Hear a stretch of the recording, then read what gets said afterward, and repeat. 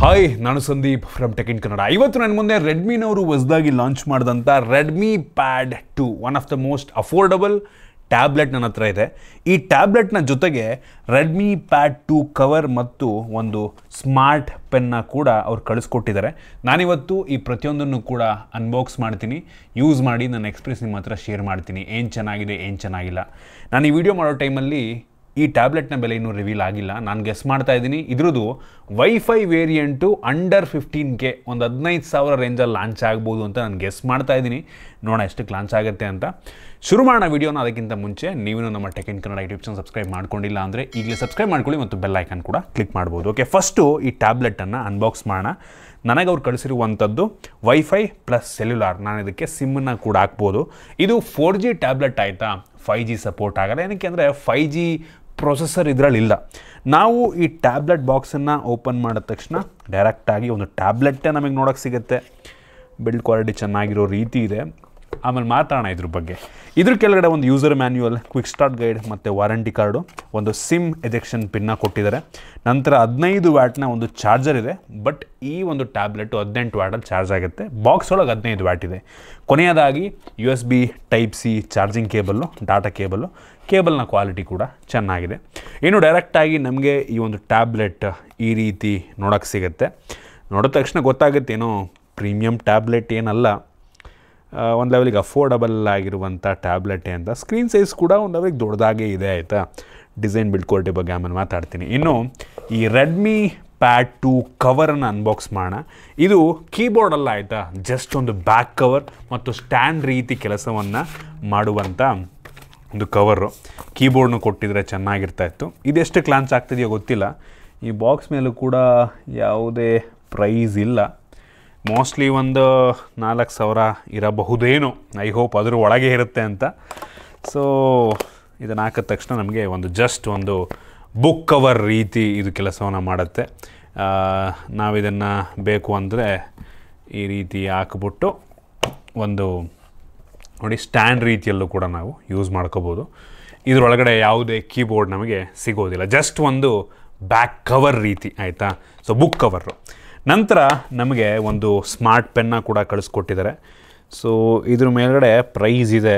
ಬೆಲೆ ಬಂದ್ಬಿಟ್ಟು 6,000 ರೂಪಾಯಿ ಇದೆ. ಮೋಸ್ಟ್ಲಿ ಒಂದು 4,000 ರೂಪಾಯಿಗೆ ಸಿಗಬಹುದೇನೋ ಆಯಿತಾ.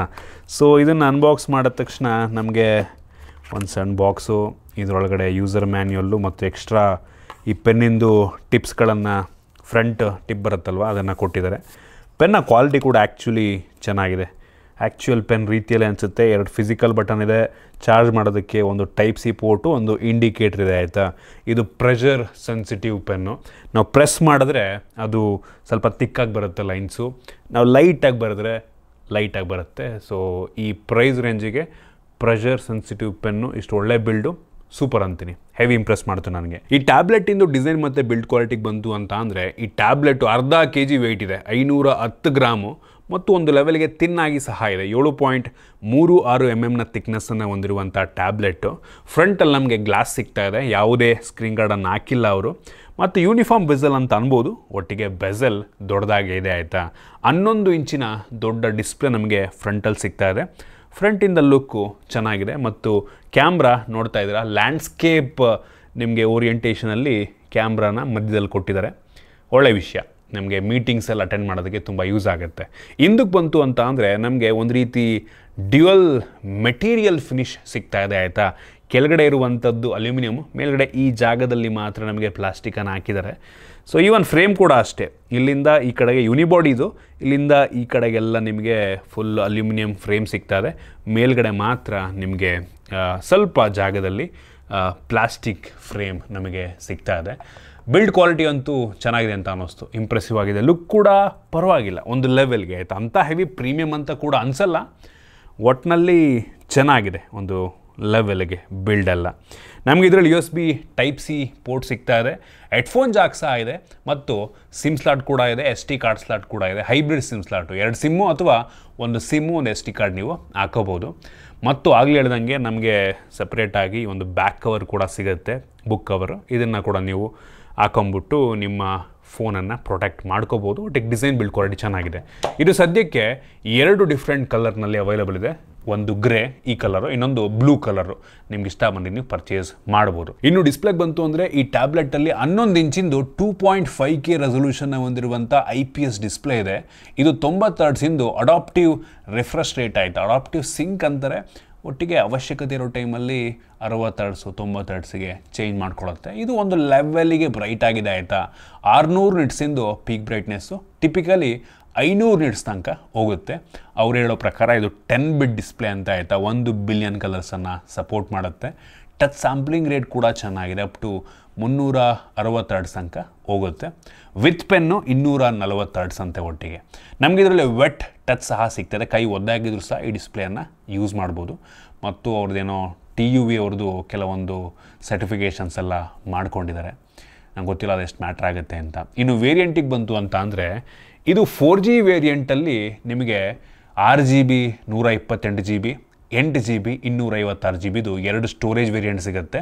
ವೈಫೈ ಪ್ಲಸ್ 4G ಇದರಲ್ಲಿ. ಬರೀ ವೈಫೈ ವೇರಿಯಂಟ್ ಬೇಕು ಅಂದರೆ ನಿಮಗೆ ಒಂದೇ ಒಂದು storage variant, 4GB RAM 128GB storage.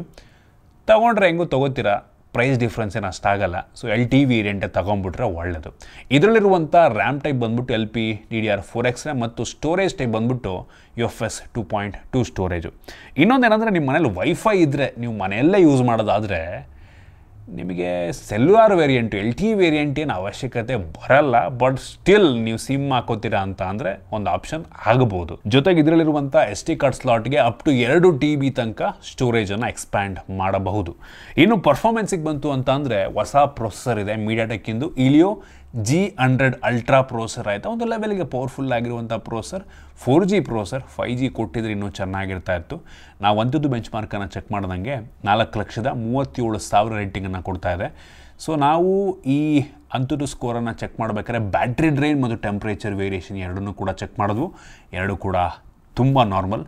Battery drain ಅಷ್ಟಾಗಲಿಲ್ಲ ಮತ್ತು ಈವನ್ ಈ ಟ್ಯಾಬ್ಲೆಟ್ ಅಷ್ಟು ಹೀಟ್ ಕೂಡ ಆಗಲಿಲ್ಲ ಆಯಿತಾ. ಆಬ್ವಿಯಸ್ಲಿ ತುಂಬ ಪವರ್ಫುಲ್ ಪ್ರೊಸೆಸರ್ ಏನೂ ಅಲ್ಲ, ಅದರಿಂದ ಹೀಟ್ ಕೂಡ ಆಗಲ್ಲ.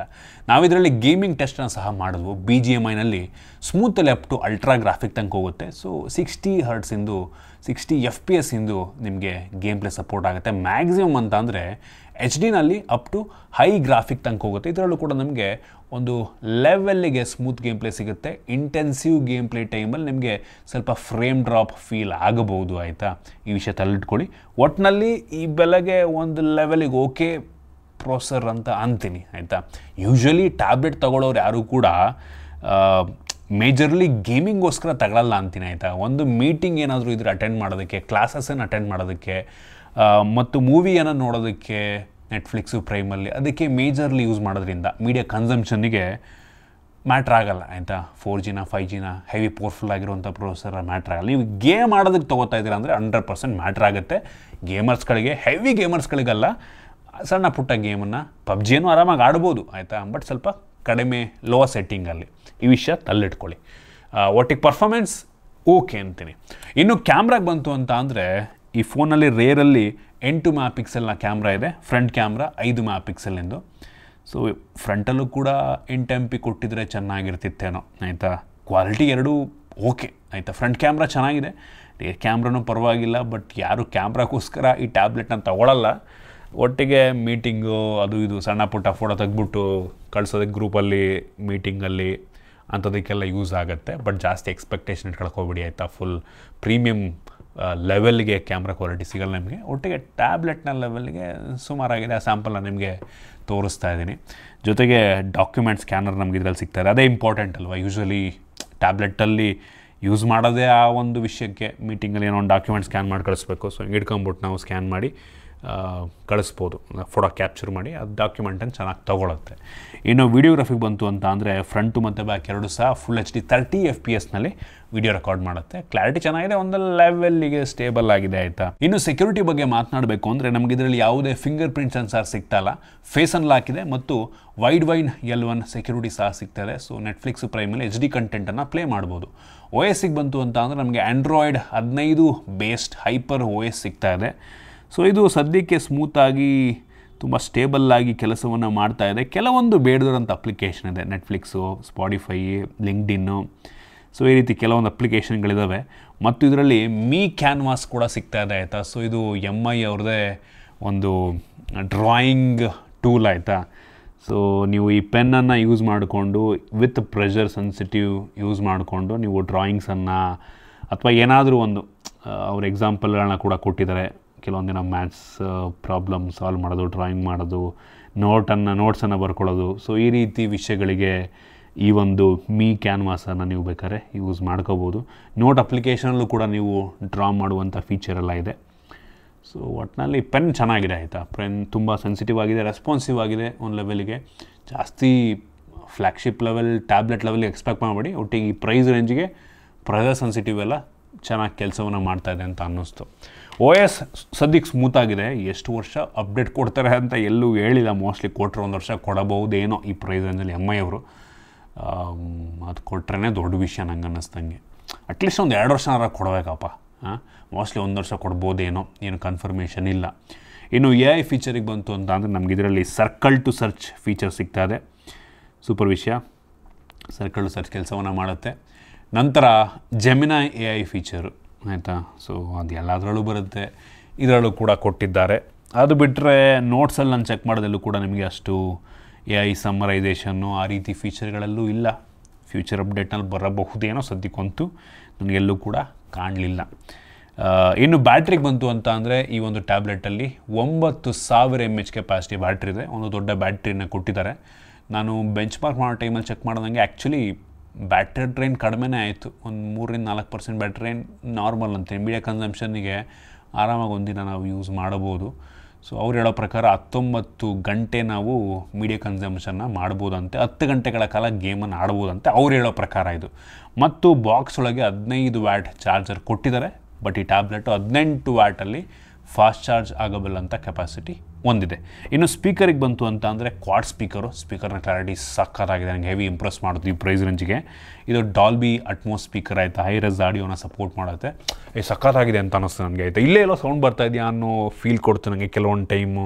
ಕೆಲವೊಂದು ಸೌಂಡನ್ನು ಕೇಳಿಸ್ಕೊಂಡಾಗ ಕ್ವಾಡ್ ಸ್ಪೀಕರ್ ಈ ಕಡೆ 2 ಇದೆ, ಈ ಕಡೆ 2 ಇದೆ. ಸಖತ್ ಇಂಪ್ರೆಸ್ ಮಾಡ್ತು, ಚೆನ್ನಾಗಿದೆ. ಇನ್ನು ಕನೆಕ್ಟಿವಿಟಿಗೆ ಬಂತು ಅಂತ ಅಂದರೆ ನಮಗೆ ಇದರಲ್ಲಿ ಡ್ಯುಯಲ್ ಬ್ಯಾಂಡ್ ವೈಫೈ ಸಿಗ್ತಾ ಇದೆ ಮತ್ತು 4G ಇದೆ ಆಯಿತಾ, 5G ಇಲ್ಲ. ಬ್ಲೂಟೂತ್ 5.3 ಇದು ಸಪೋರ್ಟ್ ಮಾಡುತ್ತೆ. ಸೊ ಅವಶ್ಯಕತೆ ಇರುವಂಥ ಕೆಲವೊಂದು ಬೇಸಿಕ್ ಸೆನ್ಸರ್ಸನ್ನು ಕೊಟ್ಟಿದ್ದಾರೆ. ಇದಿಷ್ಟು ಈ ಟ್ಯಾಬ್ಲೆಟ್ ಬಗ್ಗೆ. ನೋಡಿ, ಟ್ಯಾಬ್ಲೆಟಲ್ಲಿ ಇತ್ತೀಚೆಗೆ ಬೇಜಾನ್ ಆಪ್ಷನ್ ಇದೆ. ಎಲ್ಲರೂ ಕೂಡ ಟ್ಯಾಬ್ಲೆಟಲ್ಲಿ ಲಾಂಚ್ ಮಾಡ್ತಾಯಿದ್ದಾರೆ. ಮೊನ್ನೆ OnePlus ಅವರು ಕೂಡ ಲಾಂಚ್ ಮಾಡಿದ್ರು. ಇವ್ರದ್ದು ಇದೆ ಬೇಜಾನ್ ಆಪ್ಷನ್ಗಳು. ಇವನ್ ಸ್ಯಾಮ್ಸಂಗ್ ಅವ್ರದ್ದು ಕೂಡ ಇದೆ. ಸೊ ನೋಡಿ, ಇದು ಚೆನ್ನಾಗಿದೆ ಆಯಿತಾ. ಐ ಹೋಪ್ ಇವರು ಸ್ವಲ್ಪ ಕಡಿಮೆಗೆ ಲಾಂಚ್ ಮಾಡ್ತಾರೆ ಅಂತ. ಈ ಬಾಕ್ಸ್ ಮೇಲೆ 22,000 ಇದೆ. ಇದು highest variant with 4G. So ನಾನು ಗೆಸ್ ಮಾಡ್ತಾಯಿದ್ದೀನಿ ಒಂದು 15,000ಕ್ಕೆ ಮೋಸ್ಟ್ಲಿ ವೈಫೈ ವೇರಿಯಂಟ್ ಲಾಂಚ್ ಆಗ್ಬೋದು ಅಂತ. ಅಷ್ಟಕ್ಕೆ ಮೀಡಿಯಾ ಕನ್ಸಂಪ್ಷನಿಗೆ ಒಂದೊಳ್ಳೆ ಆಪ್ಷನ್ ಆಗ್ಬೋದು. ನೀವೇನಾರು ಸೇಲ್ ಇರೋ ಟೈಮಲ್ಲಿ ತೊಗೊಂಡ್ರೆ ಇನ್ನೂ ಕಡಿಮೆಗೆ ಸಿಕ್ಕರೆ ಒಂದು 12,000 ರೂಪಾಯಿಗೆಲ್ಲ ಸಿಕ್ಬಿಟ್ರೆ ಅನ್ಬಿಲಿಯಬಲ್ ಆಗುತ್ತೆ. ಚೆನ್ನಾಗಿದೆ. ಮೀಡಿಯಾ ಕನ್ಸಂಪ್ಷನಿಗೆ ಆರಾಮಾಗಿ ಪರ್ಚೇಸ್ ಮಾಡಬಹುದು ಆಯಿತಾ. ಗೇಮಿಂಗಿಗೆ ಅಂತ ತಗೊಳಕ್ಕೆ ಹೋಗಬೇಡಿ ಆಯಿತಾ. ಗೇಮರ್ಸ್ಗಳಿಗಲ್ಲ, ಮೇಯ್ನ್ಲಿ ಮೀಟಿಂಗ್ ಅಟೆಂಡ್ ಮಾಡೋದಕ್ಕೆ ಮೀಡಿಯಾ ಕನ್ಸಂಪ್ಷನಿಗೆ ಅವರು ಒಂದೊಳ್ಳೆ ಬುಕ್ ಕವರ್ನ ಕೂಡ ಲಾಂಚ್ ಮಾಡಿದ್ದಾರೆ. ಸೊ ಇಟ್ಕೊಂಬಿಟ್ಟು ಆರಾಮಾಗಿ ಮೂವಿ ನೋಡೋಕ್ಕೆಲ್ಲ ಚೆನ್ನಾಗಿದೆ. ಒಂದು ಆಪ್ಷನ್ ಆಗ್ಬೋದು. ನಿಮಗೆ ಈ ಪೆನ್ನು ಎಕ್ಸ್ಟ್ರಾ ಬುಕ್ ಕವರ್ ಎಲ್ಲ ಅಂತ ಅಂದರೆ ಸ್ವಲ್ಪ ಕಾಸ್ಟ್ ಇನ್ನೂ ಸ್ವಲ್ಪ ಜಾಸ್ತಿನೇ ಬೀಳುತ್ತೆ. ಯಾವುದು ಈ ಟ್ಯಾಬ್ಲೆಟ್ ಜೊತೆಗೆ ಬರೋಲ್ಲ, ಸಪ್ರೇಟಾಗಿ ಪರ್ಚೇಸ್ ಮಾಡಬೇಕಾಗುತ್ತೆ. ನೋಡಿ ಆಯಿತಾ, ನಿಮ್ಮ ರಿಕ್ವೈರ್ಮೆಂಟ್ ನೋಡ್ಕೊಂಡು ಪರ್ಚೇಸ್ ಮಾಡೋದು ಒಳ್ಳೆಯದು. ಇದಿಷ್ಟು ಈ ರೆಡ್ಮಿ ಪ್ಯಾಡ್ 2 ಬಗ್ಗೆ. ನಿಮಗಿದ್ರ ಬಗ್ಗೆ ಏನಿಸ್ತು ಕಾಮೆಂಟ್ ಮಾಡಿ. ಇಷ್ಟ ಆಗಿದ್ದರೆ ಲೈಕ್ ಮಾಡಿ, ಶೇರ್ ಮಾಡಿ. ಇದೇ ರೀತಿ ನಮ್ಮ ಬೇರೆ ಬೇರೆ ವೀಡಿಯೋಗಳಿಗೆ ನಮ್ಮ tech in Kannada YouTube channel subscribe ಮಾಡ್ಕೊಂಡಿಲ್ಲ ಅಂದರೆ ಈಗಲೇ ಸಬ್ಸ್ಕ್ರೈಬ್ ಮಾಡ್ಕೊಳ್ಳಿ ಮತ್ತು ಬೆಲ್ ಐಕಾನ್ ಕೂಡ ಕ್ಲಿಕ್ ಮಾಡ್ಬೋದು. ಸಿಗೋಣ ಮತ್ತೆ ಮುಂದಿನ ವೀಡಿಯೋದಲ್ಲಿ.